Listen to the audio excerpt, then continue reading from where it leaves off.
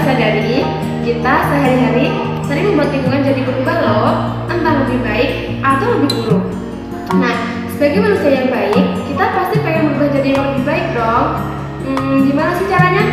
Simak video berikut ya.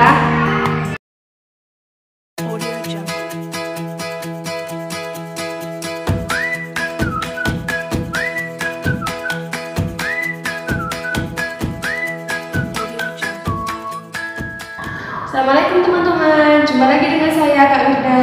Gimana kabarnya hari ini? Baik kan? Alhamdulillah, semoga selalu baik dan dalam lindungan Allah Subhanahu wa Ta'ala. Nah, pada pembelajaran kali ini kita akan belajar tentang perubahan lingkungan. Tujuan pembelajaran kali ini supaya teman-teman mampu menyebutkan urutan peristiwa dalam teks non-fiksi, lalu mengetahui faktor-faktor yang mempengaruhi siklus air. Kemudian, mengenal pola lantai gerak tari. Lalu, mengetahui faktor-faktor yang mempengaruhi ketersediaan air bersih. Kemudian, mengetahui jenis-jenis usaha di Indonesia. Selanjutnya, mengetahui keunikan adat istiadat di Indonesia. Selanjutnya, mampu menyebutkan peristiwa-peristiwa dalam teks fiksi. Yang terakhir, mengetahui tarik reaksi berpola lantai dengan iringan.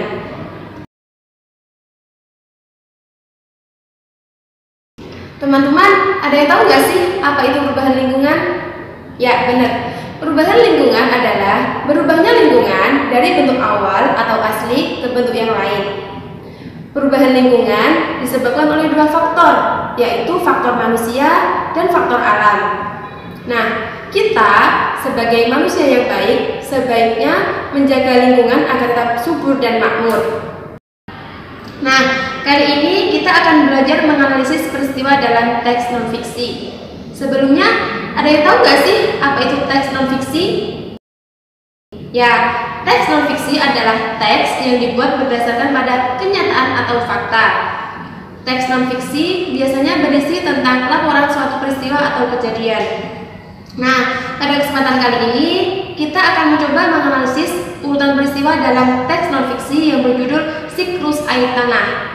Dalam teks tersebut terdapat beberapa rangkaian siklus air tanah. Yang pertama yaitu air dari tanah berpindah ke udara atau istilahnya air menguap ke udara. Kemudian air turun lagi dalam bentuk air hujan. Air hujan ada yang masuk ke sungai, laut, atau tergenang menjadi danau. Selain masuk ke sungai dan lautan, air ada yang masuk ke tanah melalui pori-pori tanah dan bebatuan. Air yang masuk ke tanah menjadi cadangan air bersih. Cadangan air bersih akan selalu ada jika terdapat daerah resapan air. Daerah resapan air biasanya itu terdapat daerah hutan karena di hutan banyak tumbuhannya. Akar tumbuhan membuat tanah menjadi lebih kuat sehingga air yang masuk tidak langsung hanyut, tetapi air akan meresap ke dalam tanah. Nah, air yang masuk dan meresap ke dalam tanah disebut air tanah. Air masuk ke tanah melalui akar tumbuhan, sehingga air akan mudah masuk ke tanah jika terdapat banyak tumbuhan atau pepohonan. Tetapi sekarang ini kita banyak melihat hutan yang gundul akibat penebangan liar, hutan dibakar, atau dibuat pemukiman, sehingga kemampuan tanah untuk menyerap air pun menjadi semakin berkurang. Akibatnya, cadangan air bersih pun menjadi semakin menipis. Faktor lain yang berpengaruh adalah pembangunan jalan menggunakan aspal atau beton. Air hujan yang turun tidak dapat langsung masuk ke tanah, tetapi ia akan tergenang atau bahkan terjadi banjir. Nah, semakin berkurang daerah resapan air, maka cadangan air bersih pun menjadi semakin berkurang. Ternyata perubahan lingkungan tidak hanya berpengaruh pada siklus air loh, tetapi berpengaruh juga pada budaya, termasuk tarian. Tarian daerah selalu berkembang mengikuti perubahan zaman, tetapi dalam perkembangannya, tarian daerah tetap mengikuti aturan-aturan dasar menari, termasuk pola lantainya. Saat menari, para penari bergerak ke kiri, ke kanan, ke depan, atau ke belakang. Nah, kalau di gambaran itu biasanya berupa garis imajiner. Jadi, pola lantai adalah garis imajiner yang dibuat oleh penari kelompok. Garis imajiner dapat berupa lengkungan atau garis lurus. Pola lantai dapat berbentuk lingkaran, zigzag, diagonal, garis lurus ke depan, atau segi lima. Sebelumnya, kita telah belajar siklus air secara sederhana. Nah, siklus air merupakan rangkaian peristiwa yang sehari-hari kita alami, tetapi tidak kita sadari. Siklus air tanah menghasilkan air tanah atau air yang bersih. Nah, air tanah sangat berguna untuk kehidupan manusia, termasuk untuk memenuhi kebutuhannya dalam keperluan rumah tangga, industri, maupun yang lain. Air hujan yang jatuh ke tanah dan meresap ke dalam tanah menjadi air tanah. Jadi, air tanah adalah air yang masuk ke tanah lalu mengalir di bawah permukaan tanah. Manusia biasanya memanfaatkan air tanah dengan cara menggali sumur. Selanjutnya, air permukaan. Air permukaan adalah air yang mengalir di atas permukaan tanah. Air permukaan biasanya mengalir dari tempat yang lebih tinggi ke tempat yang lebih rendah. Beberapa contoh air permukaan adalah air sungai, air laut, air danau, dan sebagainya. Pada subtema 1, kita telah belajar sedikit-sedikit tentang usaha-usaha ekonomi yang ada di Indonesia. Usaha-usaha ekonomi ada yang memanfaatkan alam seperti usaha pertanian, usaha perkebunan, usaha perikanan, dan sebagainya. Usaha ekonomi ada yang dikelola secara perorangan atau pribadi dan juga ada yang dikelola secara kelompok. Beberapa contoh usaha perorangan adalah usaha pertanian, usaha perkebunan, usaha jasa, dan industri kecil. Usaha pertanian yang dikelola secara perorangan biasanya lahannya lebih sempit sehingga tidak membutuhkan banyak tenaga. Usaha perdagangan juga demikian. Biasanya skalanya lebih kecil seperti pedagang asongan, pedagang keliling, pedagang kaki lima, dan sebagainya. Usaha jasa juga demikian, seperti usaha laundry, usaha salon, usaha fotokopi, dan lain-lain. Usaha masyarakat juga dipengaruhi oleh kondisi geografis daerah setempat. Seperti saja masyarakat di Bali. Industri pariwisata di Bali meningkat semakin tajam karena masyarakat di Bali memanfaatkan keindahan alam yang ada di sana. Contohnya, Desa Tenganan, Desa Trunyan, dan Desa Panglipuran. Desa Tenganan merupakan salah satu desa asli suku Bali. Desa Tenganan terkenal dengan kesederhanaannya. Kemudian yang kedua yaitu Desa Trunyan. Desa Trunyan terletak di wilayah Bali Utara. Nah, desa ini memiliki tradisi yang khusus pada pemakaman jenazah. Jenazah hanya diletakkan di atas tanah di dalam gua atau bahkan di atas pohon. Tradisi tersebut dikenal dengan istilah mepasak. Kemudian Desa Panglipuran. Desa Panglipuran terletak tak jauh dari kota Denpasar. Desa ini memiliki struktur bangunan yang teratur dan rapi. Nah, desa ini juga masih kental dengan tradisi-tradisi setempat, seperti pada acara perayaan-perayaan hari besar, misalnya pemasangan dan penurunan andalan, dan lain-lain. Nah, selanjutnya kita mulai mengenal usaha ekonomi yang dikelola secara kelompok. Usaha ekonomi yang dikelola secara kelompok biasanya pengelolaannya, modalnya, dan keuntungannya dibagi secara bersama-sama. Beberapa contoh usaha ekonomi kelompok yang ada di Indonesia adalah BUMN, BUMS, dan koperasi. BUMN merupakan salah satu perusahaan yang sebagian besar modalnya merupakan milik negara. Beberapa contoh BUMN adalah PLN dan telekomunikasi. Kemudian BUMS. BUMS merupakan perusahaan yang sebagian besar modalnya merupakan milik swasta.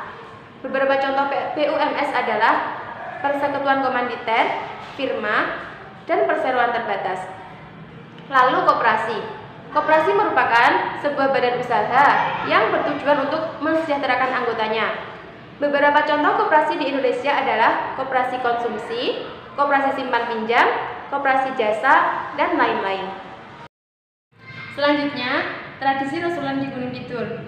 Tradisi tersebut merupakan kegiatan bersih desa yang dilakukan oleh para petani usai masa panen. Nah, kegiatan tersebut berlangsung selama beberapa hari. Biasanya diawali dengan kegiatan bersih desa seperti membersihkan selokan, membersihkan makam, membersihkan daerah sekitar, membuat atau mengecat pagar, dan lain-lain. Pada kegiatan tersebut biasanya ditampilkan beberapa atraksi budaya seperti jatilan dan reok Ponorogo. Tradisi tersebut diakhiri dengan kegiatan kirap, yang kirap kemudian warga masyarakat membawa tumpeng. Nah, tumpengnya itu berisi hasil panen daerah setempat seperti padi, jagung, dan beberapa sayur-sayuran yang lain. Berakhir di balai dusun, yakni doa bersama. Kemudian masyarakat memperebutkan tumpeng tersebut. Selanjutnya, kita akan mempelajari tentang seberapa berpengaruhnya air terhadap kehidupan manusia atau makhluk hidup. Sebelumnya, sebaiknya kita analisis dulu teks fiksi yang berjudul Tari Suling Dewa. Dalam teks tersebut dijelaskan bahwa air merupakan sumber kehidupan makhluk hidup. Jadi, kalau tidak ada air, maka otomatis aktivitas makhluk hidup menjadi terganggu. Kita mengalami sendiri ya, ketika hujan tidak turun lama, maka otomatis akan terjadi kekeringan, sehingga beberapa aktivitas pun menjadi terbengkalai. Nah, untuk menghadapi hal tersebut, masyarakat mempunyai banyak cara, di antaranya masyarakat Lombok ini. Para tokoh adat di desa tersebut melakukan ritual ketika lama tidak turun hujan. Ritualnya yaitu tari atau menari. Nah, menari tersebut merupakan bentuk permohonannya kepada Tuhan agar segera turun hujan, atau sering dikenal dengan istilah Tari Suling Dewa. Nah, dari teks tersebut dapat kita simpulkan bahwa siklus air sangat berpengaruh bagi kehidupan makhluk hidup. Jika siklus air terjaga atau berputar lancar, maka cadangan air bersih pun tetap terjaga atau masih utuh cadangannya. Nah, sebaliknya, jika siklus airnya tidak berputar secara lancar, maka dapat dipastikan cadangan air pun semakin menipis atau bahkan habis. Setiap daerah memiliki tarian yang khas. Nah, tarian daerah menggambarkan tradisi yang berlaku di daerah tersebut. Salah satu contoh tarian daerah yang ada di Indonesia adalah Tari Sewdati dari Aceh. Tari Sewdati dari Aceh memiliki 7 bentuk pola lantai, yaitu pola lantai lurus, pola lantai segi empat, pola lantai zigzag, pola lantai bentuk U, pola lantai bentuk S, pola lantai segitiga, dan pola lantai segi empat silang. Nah, dengan adanya tarian yang beragam, maka pola lantainya pun menjadi beragam. Ada pola lantai yang memiliki makna, dan ada pola lantai yang tak memiliki makna. Pola lantai yang memiliki makna biasanya terdapat pada tarian-tarian klasik, seperti tarian daerah yang berasal dari Yogyakarta dan Surakarta. Tetapi, ada juga tari kreasi yang pola lantainya tetap memiliki makna. Nah, coba perhatikan gambar di samping. Nah, kedua tarian tersebut merupakan tari yang berasal dari Yogyakarta, yaitu tari Jaran Kepang dan tari Bedayana. Tari Jaran Kepang merupakan jenis tarian kreasi. Nah, bentuk pola lantainya yaitu horizontal dan tidak memiliki makna. Sedangkan tari Bedayana adalah tari klasik. Pola lantainya berbentuk rakit dan memiliki makna tertentu. Yeay, akhirnya kita sudah sampai di penghujung pembelajaran. Gimana? Seru kan belajar tentang perubahan lingkungan? Ya, ternyata perubahan lingkungan itu tidak hanya berpengaruh pada siklus air loh, tetapi berpengaruh juga pada budaya, jenis-jenis usaha, adat istiadat, dan lain-lain. Nah, pesannya, jagalah lingkungan yang ada di sekitar kita ya. Rawatlah ia dan jagalah agar ia tetap baik. Dan jangan lupa, ajak orang terdekat untuk selalu menjaga lingkungan agar tetap subur dan makmur. Alhamdulillah, kita sudah sampai di penghujung pembelajaran kali ini. Semoga pembelajaran kali ini bermanfaat dan dapat memberikan kemudahan. Nah, dari saya, kurang lebihnya mohon dimaafkan ya. Sampai jumpa di pembelajaran berikutnya. Dah, assalamualaikum warahmatullahi wabarakatuh.